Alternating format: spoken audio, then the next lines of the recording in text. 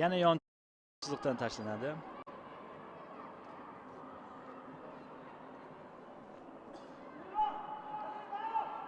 Juda og'ir o'yin to'g'risi Shri Lanka uchun va kuzatuvchilar uchun ham. Bir tomonga hujum faqat va o'sha hujum ham juda sekinlik bilan amalga oshiriladi. Ammo o'zingiz ham bilasiz, ayollar futbolida juda katta. Ya'ni bu ikki o'yinda aytayotganim yo'q. Osiyo qit'asida masalan Avstraliya, Shimoliy Koreya, Janubiy Koreya va Yaponiya bu juda katta terma jamoalar. Avstraliyaning qanday kuchli ekanligini bilamiz. Hattoki Barselonada o'ynardi avstraliyalik ayollar. Hozir endi Barsada bormi yo'qmi bilmadim. Lekin bir paytlar bo'lardi. Bundan tashqari Shimoliy Koreya terma jamoasi ayollar toifasida dunyoda eng kuchlilardan bo'ladi ko'pincha.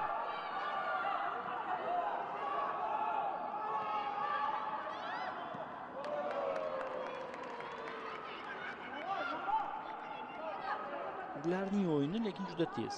Shaxsan Avstraliyaning o'yinini ko'rgan sifatida aytishim mumkinki, kengurular yurti vakillari juda ham boshqa darajadagi o'yin namoyish etadi. Osiyo Kubogiga yo'llanma olgan terma jamoalarga oson bo'lmaydi.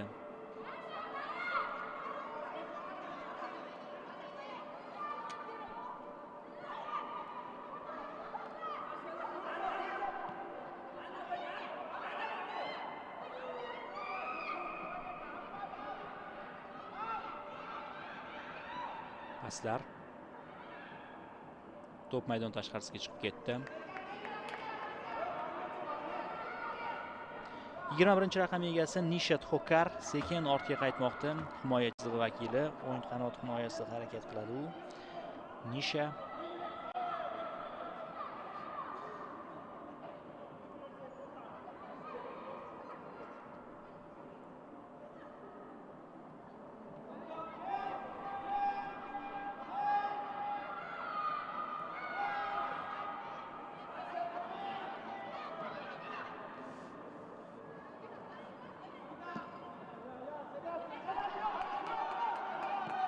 yaxshi, zarba ko'ramizmi?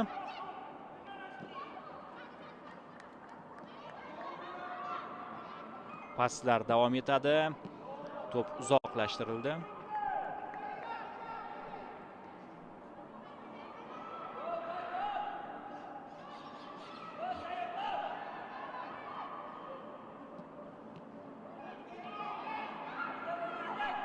Uzoqdan yo'llangan zarba darvozabonning qo'liga bordi. Himoyaga juda chuqur kirib ketdi Shri Lanka terma jamoasi va Nepal majbur bo'lyapti uzoqdan zarba yo'llashga. Hozir Pretti Rayni ko'rdik. U imkoniyatini sinovdan o'tkazdi. Yana Ray. Prettidan pas. To'p yo'qotildi Shri Lanka tomonidan. Chap qanotga uzatma. Yerlatib uzatib bersa kerak. Uzatma ham golga aylanib ketishi mumkin edi. Lekin To'sin bunga ko'nmadi. Yana Raydan zarba ko'ramiz menimcha. Yo'q, bu safar uzatma berishga jazm etdi futbolchi.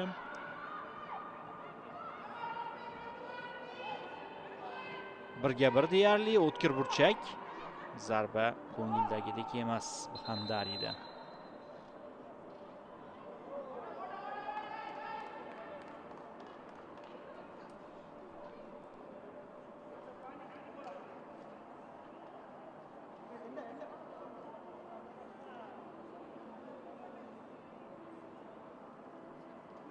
Salqillab olish vaqti yarim soat bo'ldi o'yin boshlanganiga. Futbolchilar biroz nafas rostlab olish kerak, chunki bugun O'zbekistonda ancha havo harorati issiq. Shuning uchun va qolaversa quyosh hali botgani yo'q.